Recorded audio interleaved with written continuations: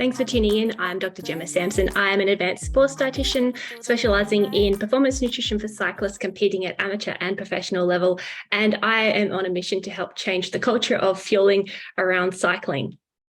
Now, today I have a special guest with me. I'm going to be showing you how, even if you aren't a professional cyclist, that you can still get so much benefit from working with a sports dietitian and really enhancing your performance nutrition in training and in racing, because they both go hand in hand. I'm going to be speaking with Stephen. He's one of my clients, and we are working on improving his nutrition leading up to the nationals in the next 6 months. And so we wanted to talk about and show how, even as an A-grade rider at your mid-30s, there is still so much change and benefit that can be made from really enhancing and focusing your nutrition. We're going to be recording this, as we mentioned, and then we'll sort of like take little bits and pieces and chunks of it that we can use into essentially demonstrating and showing how even you don't have to be a professional cyclist to make huge benefits and gains in your, not just your personal life, health and physical health, but the training quality and your body composition, your recovery, and then ultimately the end goal being your performance. And so do you want to tell me a bit about your goals and what you're currently aiming for training racing wise? I guess I transitioned to cycling at the end of 2019. I've been a runner for most of my life. Actually, early on, I used to race BMX, and I've always kind of commuted by bike, but athletics was the thing that I was most interested in. I struggled with injuries throughout my 20s, and then I got past a lot of that into my late 20s and early 30s. And after a few years of running quite well, I was fed up with the injuries, and I had my eye on a bike and maybe doing some triathlon. And so I bought a road bike at the end of 2019. And then within 3 months, I'd completely stopped cycling, given up on triathlon, and was all in on cycling. And over the last 2.5 years, that's been a huge focus in my life. So I work as a clinical psychologist, and that work's varied from time to time, but at the moment I work in therapy, which means that I can, in my own therapy practice, which means that I can be flexible in how I spend my time and fit in training around a full-time job, which feels like quite a privilege, actually, to be able to adjust things in that way. And the reason that I've been coached. I was originally coached by Jeff Nash, who was our local club coach at Centennial Park. I think you know Jeff, actually, because you're doing a thing too. And then about 1.5 years ago, I transferred to Jesse Coyle, who's part of Nero, because Jesse's raced in the NRS and at an elite level, and I was interested in kind of taking things to the next step and increasing my goals. In fact, I just saw Jeff at the end of my ride, and he said to me, he was asking me how I was going. I told him that I fell off recently, and he was congratulating me on some results. And he said, one thing that I've always admired about you is you're not afraid to get your ass kicked. And you'll put yourself into situations that are like challenging, and sometimes that pays off, and it definitely has helped you improve. And I was like, oh, that's kind of nice to hear.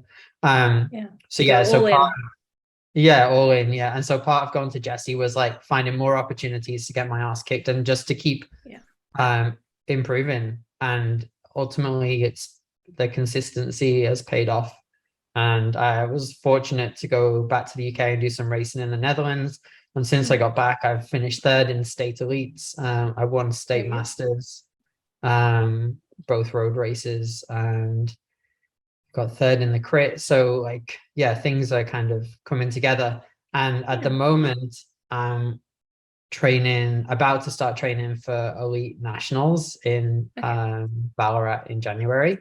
And as part of that, I wanted to get on top of my nutrition, reduce my weight, and think about how to fuel my rides better. Excellent. And so what we've talked about before about sort of my process and the framework, then this is what I do with people, both one-on-one and also the approach that I help people follow in both the course or the membership that I have, is firstly just starting where you're at. because what I found is that just going and giving you a meal plan it's not adaptable, and in my experience, it doesn't last long term. It might be useful for like a really short term, when you can control all of the variables around you. But what I find is that often when people have followed a strict meal plan, they've achieved their goal, life returns to as normal, and then everything's just gone back to where it was beforehand. And so I'm really passionate about long-term results for people and changing the way that you feel around training, and it has to work for you and your lifestyle and your specific training for it to be sustainable. And so it's great that you've got a coach, because especially when people are busy, I find it's probably the best investment that people can make first to get consistency in with their training, and then the nutrition follows, because like people are like, what do I eat? I'm like, well, what does your training look like? The two have to go hand in hand. And so the first part of this sort of process, which you've been doing over the last week or so, is doing some sort of recording or tracking of your food intake, just to understand not only what you've been eating, but also the timing and the patterns of when. And I'm always really interested into the reasons why. And so you've done that for the last week or so, and I'm really curious, and I'd love to hear your thoughts of what you've noticed and as a result of doing some recording. Yep. Yeah, I noticed at first I really didn't want to do it. And then kind of the more I've done it, the more I've realized you're probably not going to just have me do it for 1 week. I'm going to be doing this throughout the process. And I noticed that even in starting the recording, some of my behaviors were shifting, or my perspective was shifting, which I guess we know that, right? When people record things, it changes their approach to that thing. I noticed that generally I easily consume enough fat and carbohydrates, but I'm not having enough protein. I don't think I've met my protein targets according to the Chronometer app on any of the days that I've been monitoring. It's been tricky to record everything accurately, so I've done some comparisons or substitutes, but I think it's probably a fair representation. And even if it was completely accurate, I don't think I'm missing whole chunks of protein. So I've been noticing that. I've also noticed how my calorie intake has fluctuated on the days because I got knocked off at the beginning of last week. I had a couple of easier days, but then when I started riding hard to get ready for the race on Friday, all of a sudden on Thursday, I was like eating all day. Yeah, and I suspect that's because I perhaps haven't been eating enough on the rides or before the rides. And Thursday, so Thursday was the day before your race as well. So I just put it into context. So your race was on Friday last week. So you ate more on the Thursday the day before. Yeah. Okay. And no, and they're all really interesting observations, and I like getting you to sort of look at what you're doing. And it's interesting the fact that you mentioned that you just the act of writing it down and recording it started to shift and make changes, and this is a very common experience that I find for people, because often we know how we can improve what we're doing on a everyday sort of level, but we're not doing it, and it's more helping us to sort of face the facts of the reality of this is what we're doing, and not about judging or shaming ourselves about what we're eating, but just noticing like, oh, I could make that little improvement. I could make that little improvement. I could make that little improvement. And so then I can then come in with the like, oh, okay, yep, I've noticed these patterns. And you mentioned about the the accuracy of it. And there's always error with any kind of recording and tracking. So I'm never looking at this being it's 100%, because even if you weighed everything out, then there's still going to be some sort of plus minus error. And it's helpful just to sort of be aware of like, well, the chances are we're underestimating what we're eating by 500 to 1,000 calories, give or take. So there's all these little things that can be happening across the day that might be holding us back from our goals. And what I love doing is helping, I guess, open up your eyes to like those spots where you can make those improvements in your daily life, as well as the fueling for training, because collectively the two of them go hand in hand. And the fact that you've even noticed that it's intake shifts from day to day is actually a positive thing. And that's what I actually encourage people to be doing, because it might be that your baseline breakfast, lunch, dinner is relatively consistent throughout the week. But your training is going to look different from different days. And that's where we want to be adding in the extra food, the extra fuel before, during, and after. So then that might be why you would see your intake vary from maybe 1,800, 2,000 calories on a rest day to 4,000 plus on a race day. But the key difference is, rather than the food coming in retrospectively afterwards, playing catch up, it's like that extra energy and food and fuel is being added into the training so that you can perform better, you recover faster, and then not having the days after trying to play catch up.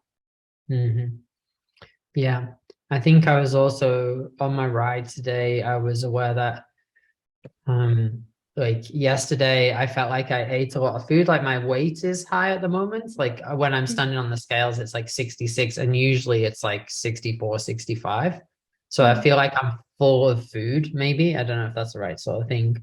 And my approach, if we were meeting and I was just doing this on my own now, I would probably just eat a bit less on my ride, eat a bit less during my day, and look for something to change in like the next 2 or 3 days, and maybe be a little like allow myself to feel hungry in between meals and like that sort of thing, to try and get like the right sort of number on the scales.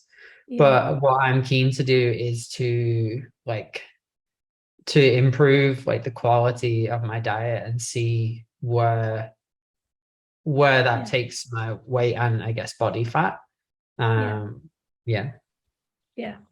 Exactly. And this is where it's you've got to look at all the factors collectively. And body weight is an interesting one, because a lot of people do get really stressed and focus on a number, and a number that shifts, a number going up by a kilo plus within a 24-hour period, that's a water change. And so if this is actually where the having records can be really helpful to kind of sometimes alleviate that stress, because over the last weekend with racing, there's been a higher amount of carbohydrate being consumed, and with more carbohydrate we have more glycogen stores, and every gram of glycogen is stored with 3 grams of water. And so as a result, if you were carb loading, for example, I would expect to see your weight increase by 2 kilos with water. But sometimes that's misinterpreted as like my weight has gone up, but that then comes down to sort of the timing of foods. And so, for example, if we look over the weekend, what you ate in the race and then in the days afterwards, I suspect that perhaps maybe if you'd had the more food in the training, in the race, that would have had an impact on the food choices in the evening and then the next day. So I'd be curious to sort of hear about how your race nutrition I'd be curious to sort of hear, where do you feel the biggest changes or biggest benefit could be made for you? What's more important to you? Is it the training nutrition or the racing nutrition at the moment?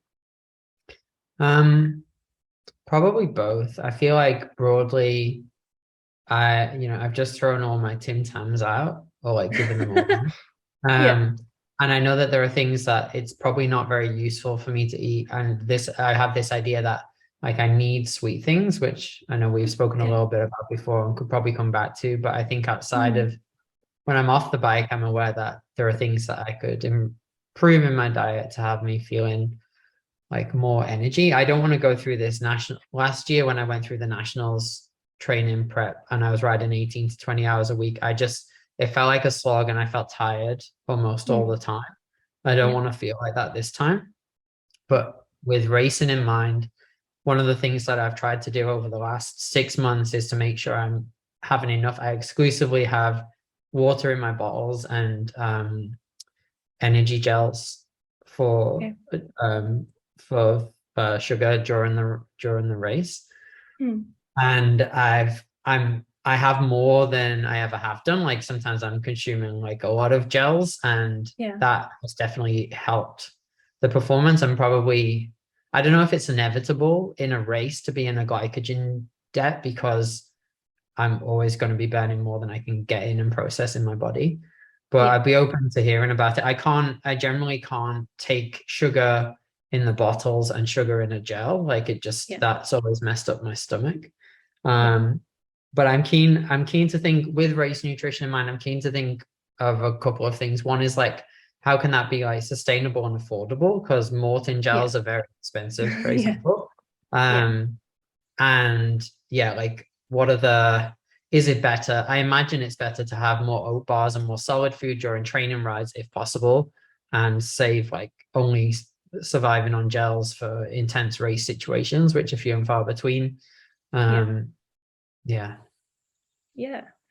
think that's a great place to sort of start, because essentially viewing your training as preparation for racing, and you do that naturally when you think of training physically, it's race prep, but people don't always think of the connection of training is nutrition race prep as well. And so you can use this time to fuel and practice your fueling strategies for racing. And it's interesting you've said that you've almost exclusively just used gels in training and racing before, which like if a gel costs $4 plus and you've got to use 5-10 in a race, then that quickly ramps up to hitting your pocket pretty hard.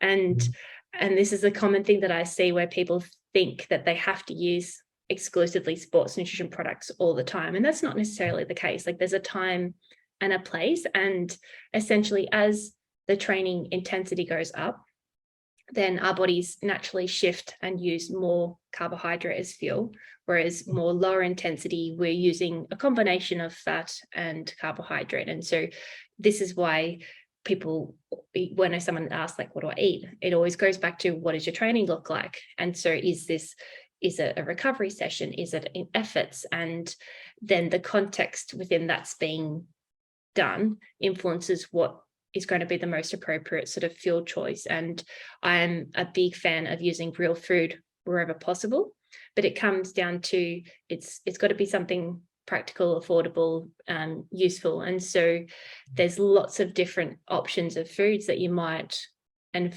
drinks and fluids that you can use in training, or whether you're doing indoor training or outdoor training. And so do you do all your training indoors or outdoors? Almost all of it outdoors. I really don't like the trainer, and that's probably going to change. In order to prepare for nationals, I'm going to have to do some heat prep, which will mean last year it was sitting in a sauna tent after rides, but this year it'll probably involve some active prep, which might mean using a trainer indoors with no fan and a heater. Combination of the two. Which sounds awful, but but if it makes you stronger and it makes you cope with the heat load, then it's worth it. The pain is worth the gain. Exactly. But pretty much exclusively I'm riding outside. And so I think I've seen you often use like muesli bars in training and stuff. And so with the rides that you're doing outside, like do you train before work in the morning or after work in the evenings, or what time of the day does that go? It varies a lot at the moment. If I have an opening a free slot during the day, I'll sometimes go in the middle of the day. If I want to ride with other people, usually that's before work or after work, or if I've got a busy day, it's before work or after work. My preference is to train in the mornings, but to be honest, it is fluctuating quite a lot recently, and that will continue because I'll be racing Tuesday nights at Heffron. I'll probably be riding a couple of times a day as well in the run up to nationals, like maybe riding in the morning, then racing in the afternoon. So kind of all times throughout the day, I would say. And do you make that decision in advance, or do you make that in the moment? Sometimes just a couple of days in advance, and it depends on the weather too, because I prefer to go outside. If there's a dry patch and I can get out, then I'll do it. Or if it's raining in the morning on a Thursday and I can't do there's a chop in the morning and there's a chop after work. If I can't do the morning chop, then I'll do the evening, or vice versa. So it kind of depends on weather, my schedule, and like, yeah, what availability I have. Okay, cool. So do you want to maybe just give me a run through of what you would consider your normal day if you're, say, riding in the morning, like starting with what you would eat or drink before you train or afterwards? Yeah, so I'd probably, as I was leaving and starting the ride, I'd probably have a Cliff Bar or some sort of muesli bar as I was starting to ride, Yeah. over to the park or wherever it might be, so that I have some food in me, but it's usually not before I ride, because I get up and I do my teeth as I'm getting ready, and I don't want to eat straight away. And then during the ride, depending on the duration, I'll usually, if it's low intensity, like it was this morning, like a zone 2 ride, then I'll eat something about 45 minutes in, and then at about an hour and a half. Depends on, Jesse gives me amounts of carbs to consume. I'd say on the endurance rides, I often consume a bit less. Sometimes I don't feel very hungry. But on the intensive rides, I try and have a gel every half an hour or so. Depends how long the ride is. If it's an hour to an hour and a half, it feels less important than if I'm doing that ride plus another 2.5 hours. Because if I'm out for 4 or 5 hours in total, then I need to make sure that I'm fueled throughout. And then if it was an endurance ride or a session like this morning, then I come home and usually try and have breakfast with carbs within the first half an hour. So some muesli with some dairy milk, maybe some fruit, maybe some other cereal. I really like cereals. So and then for the rest of the day, I'll have like a sandwich or wrap at lunchtime.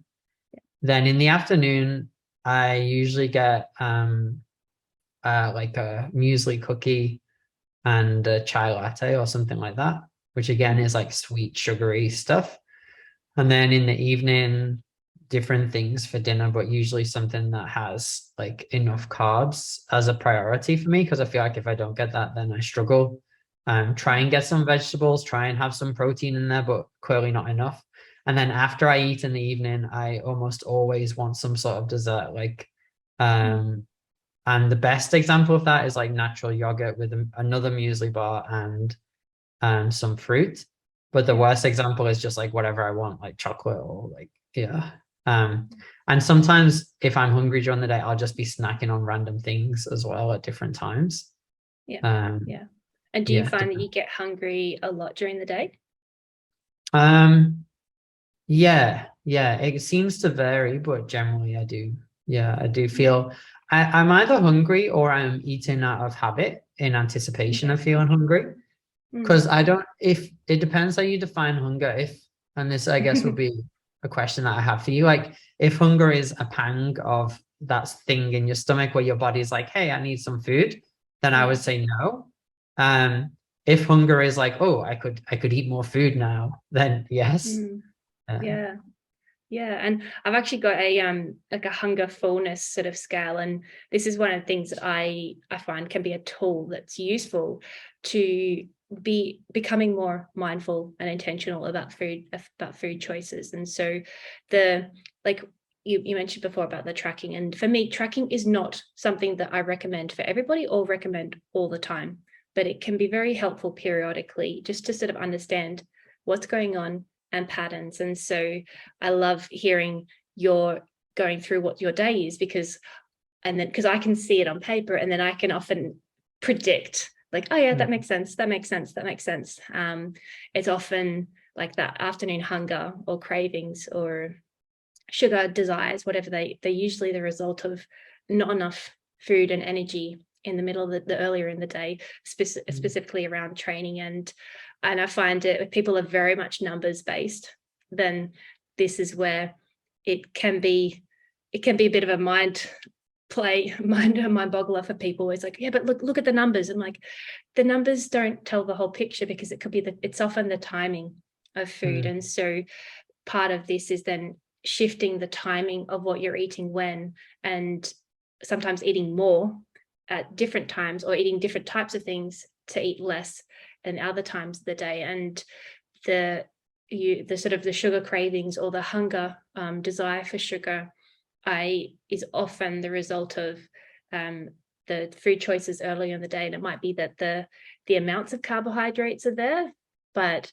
it might be they're quick types of carbohydrates and the things that are used up energy wise really soon. So you're hungry again an hour later, or there's not enough protein there, or there's not enough volume there. And so there's all these little tweaks and adjustments that we can make at different meals throughout the day that then have follow-on impacts later. And so you mentioned, like, perhaps if we like sort of start at breakfast, because you're typically having your breakfast then after you've gone on your rides, and typically sort of cereal based, and you mentioned low, sort of not much protein there either. Yeah, exactly. Yeah.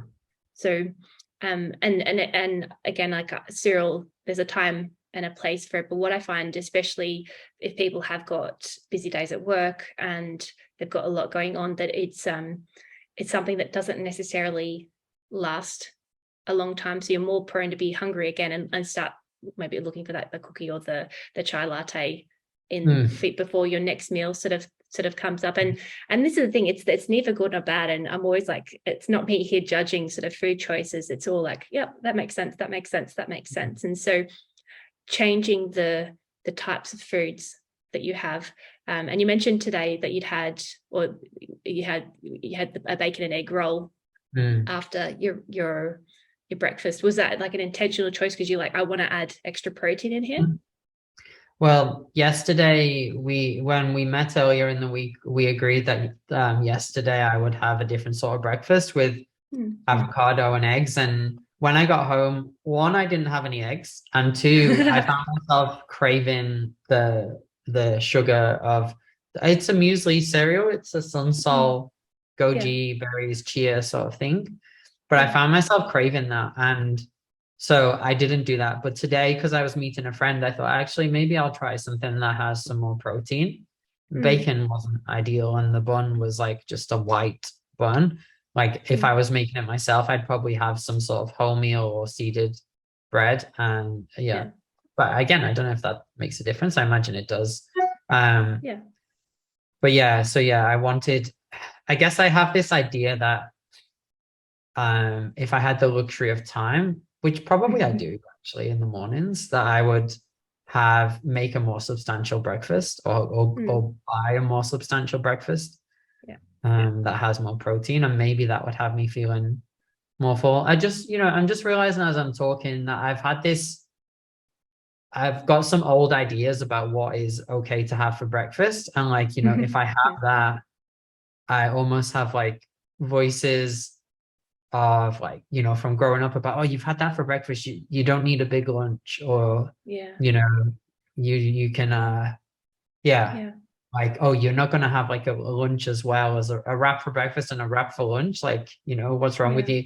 And I remember working with a dietitian in the past, and she used to have like salmon for breakfast and things, and I was like, oh my god, that's an evening meal, like, what are you doing? She's like, well, it's not, it's just food, isn't it? And you eat it whenever. So and this is what I love getting people doing with alongside the tracking as well, is uncovering those food rules, because there's so many, like, say that we're not even aware of them usually, and it might be like, that's too much, like I can't eat that twice in a day, and it's like, says who and why? And especially when you're training and you're a cyclist, you're doing a lot of endurance training, that increases your appetite levels, especially if you haven't fueled very well.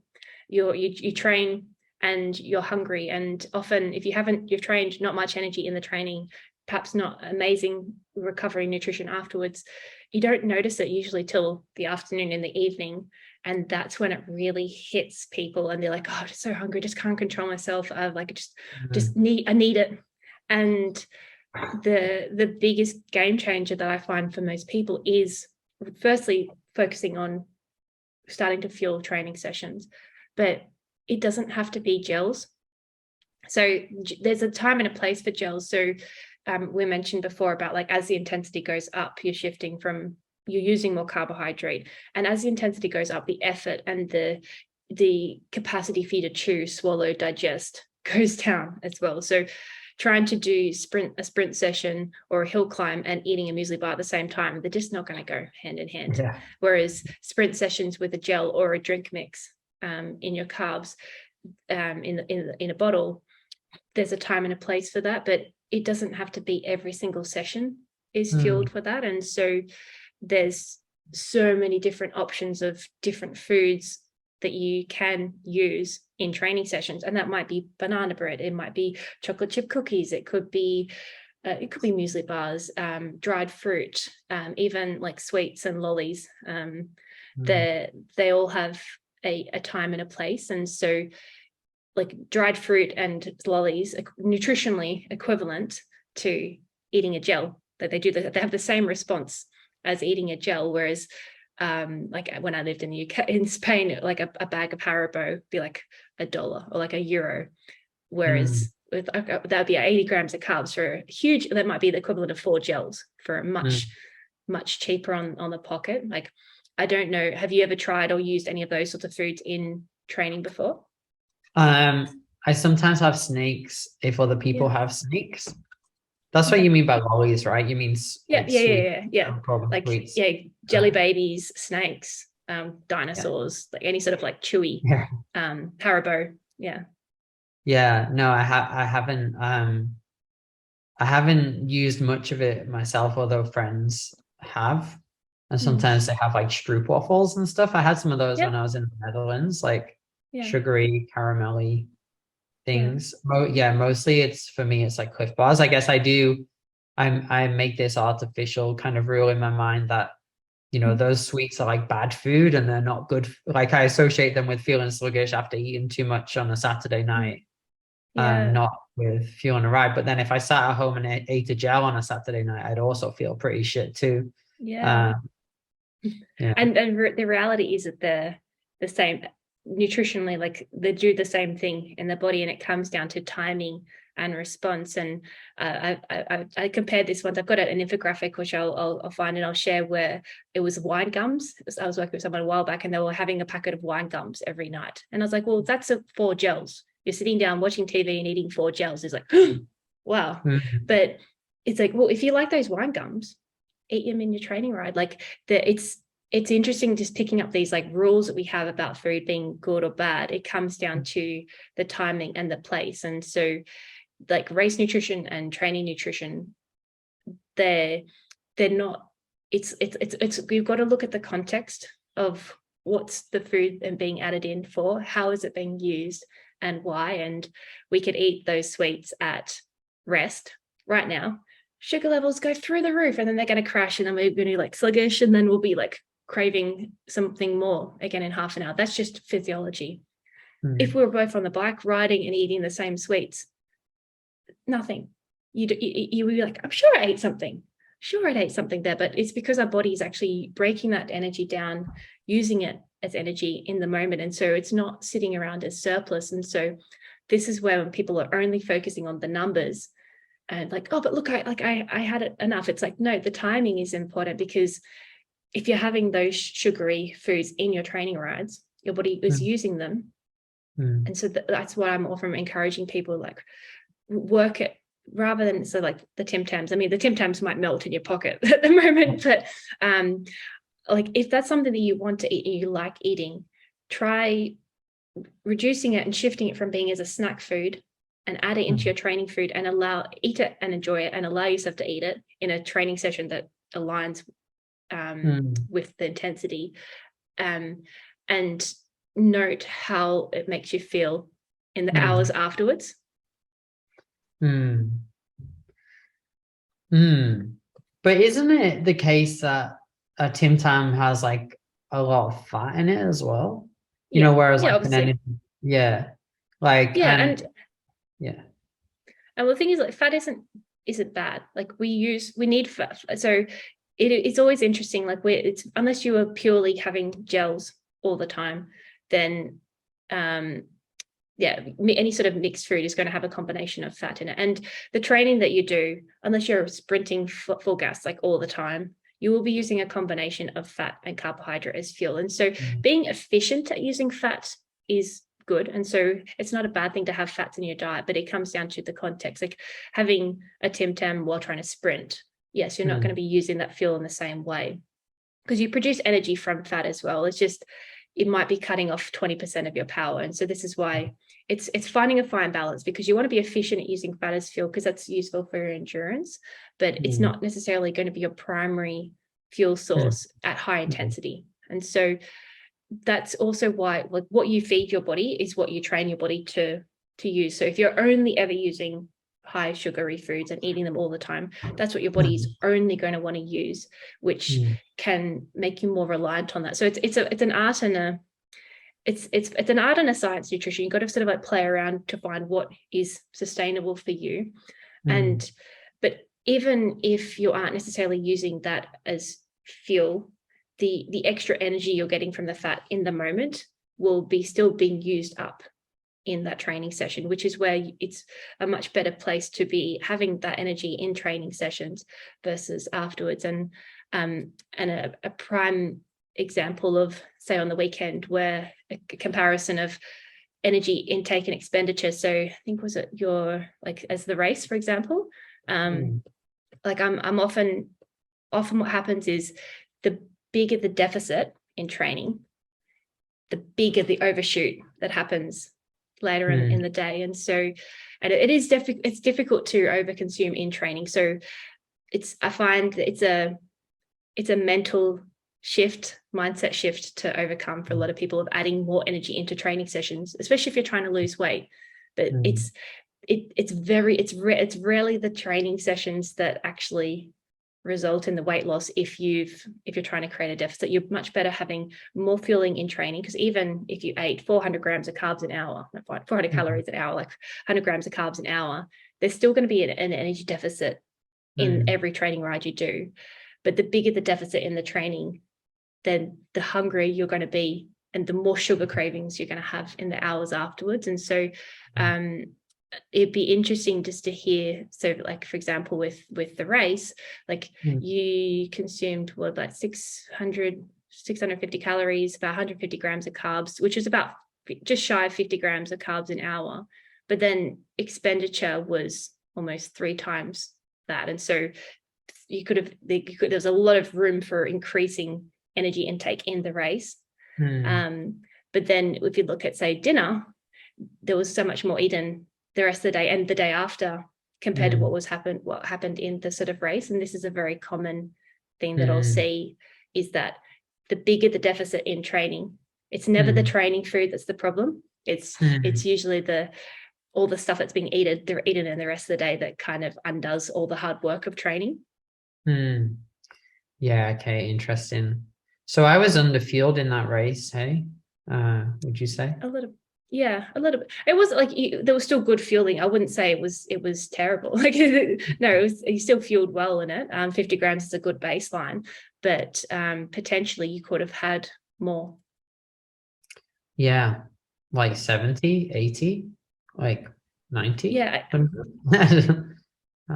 This is the thing with race nutrition, and there's the guidelines that we have, and guidelines are based upon averages. And so there's people, I know I've got athletes who their top is maybe 50 grams an hour of carbohydrate, where I have others that it's 100, 120 grams an hour that they're having. And what's really interesting is seeing and speaking with my pro riders is that where 3 years ago we were aiming for 60 to 90 grams an hour, now we're aiming at 90 to 120 grams an hour. And the more that they eat in training, the leaner they get, and the more that they're able to have normalized eating the rest of the day. And so, but it's getting over that mindset of like, oh, but I want to lose weight, so I want to create a deficit. It's like, it's never the training food that's the problem. Like, you want more food in training, because the more energy and food that you have in training, it doesn't have to come from gels, is that you train harder, you then recover harder, and you're able to maintain a better load. And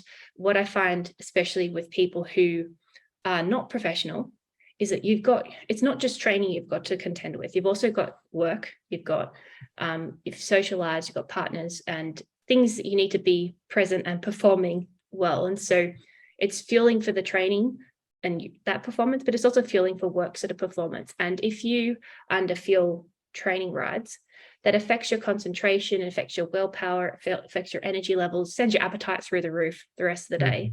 And so by making that shift of adding more food into training sessions, then it just calms down that crazy ravenous cookie monster, I need sugar sort of thing that I see all the time. It's a very common response of underfueled training, but a lot of it is about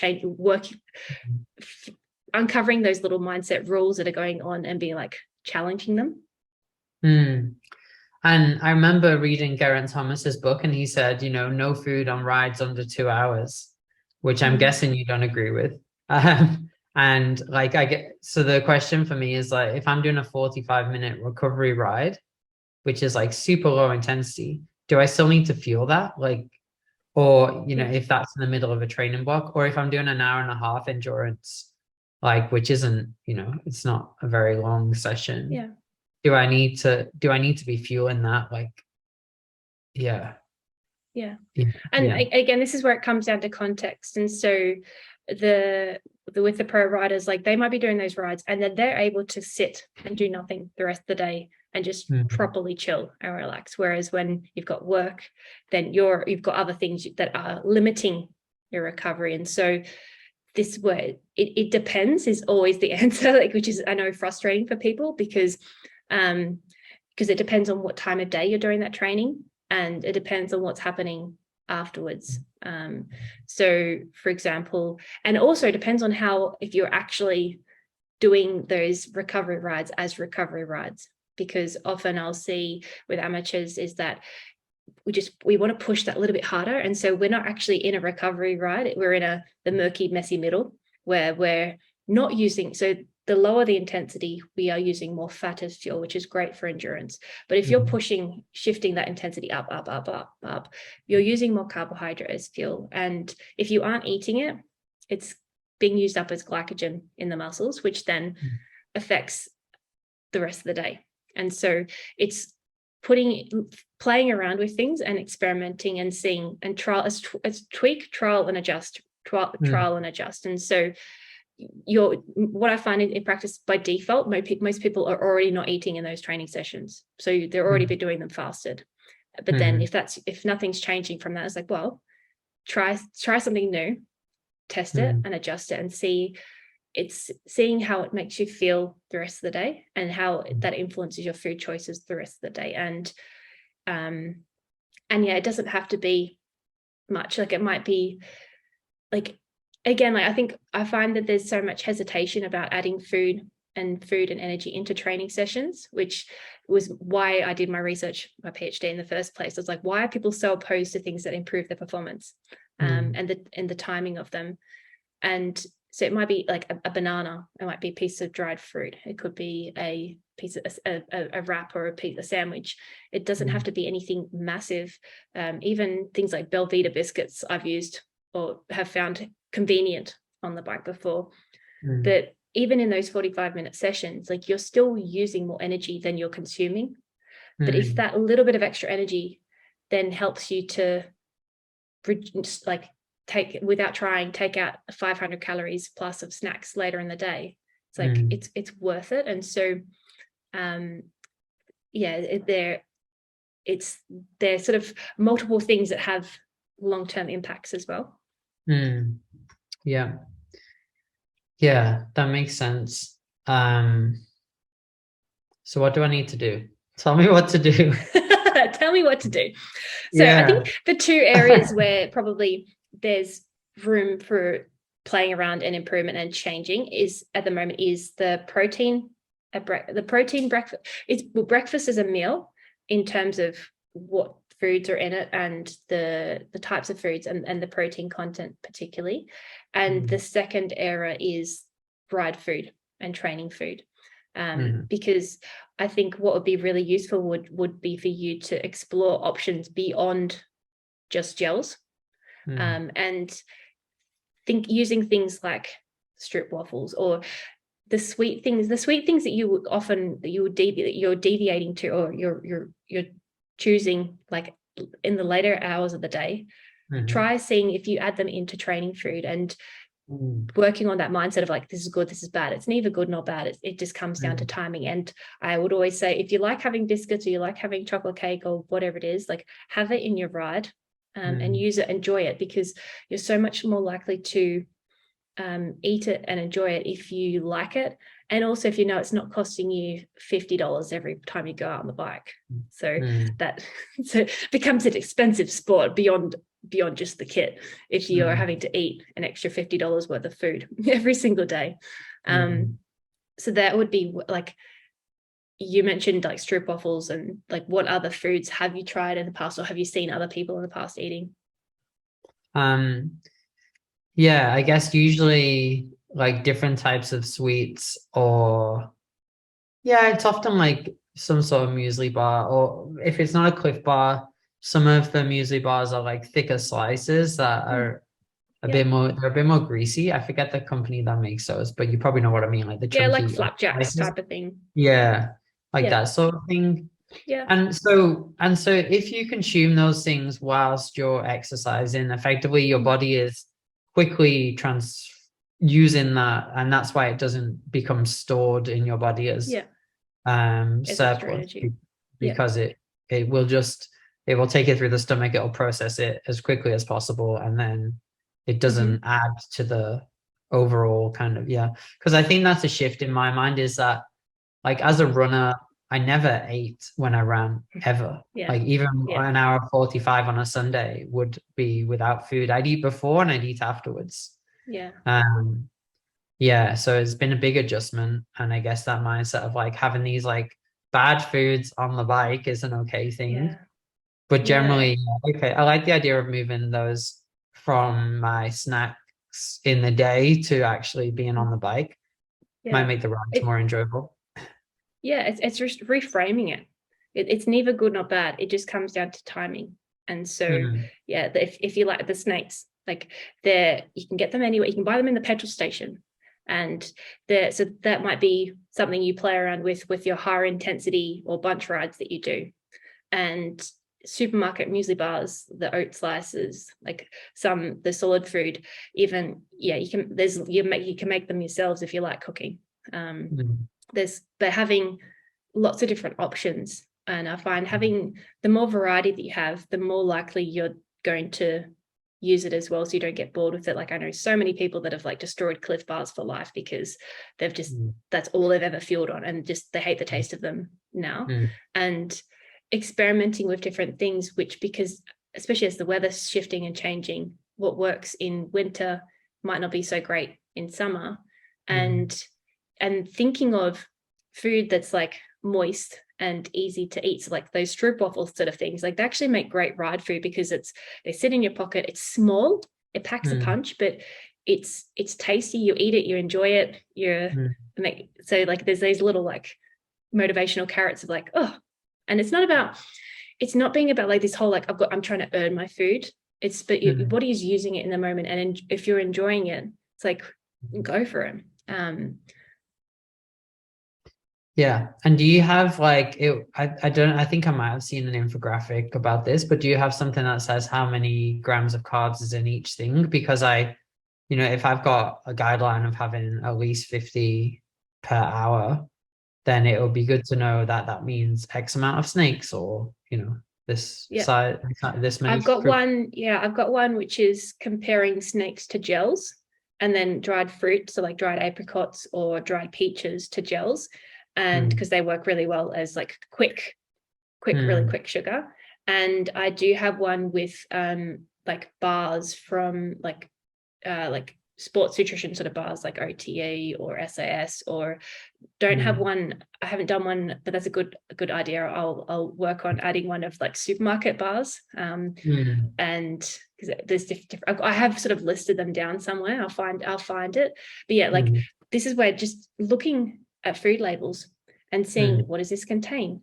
And that was what led me to sort of start playing around with using Belvita biscuits as a ride food on the odd occasion, because I'm like, this is like the perfect amount for a ride, and it's not crazy dry, it fits in my pocket, I can taste it. And And so if you're buying like a bag of sweets for the snakes as an example, it's reframing it as ride food, reframing it essentially, this is solid gels.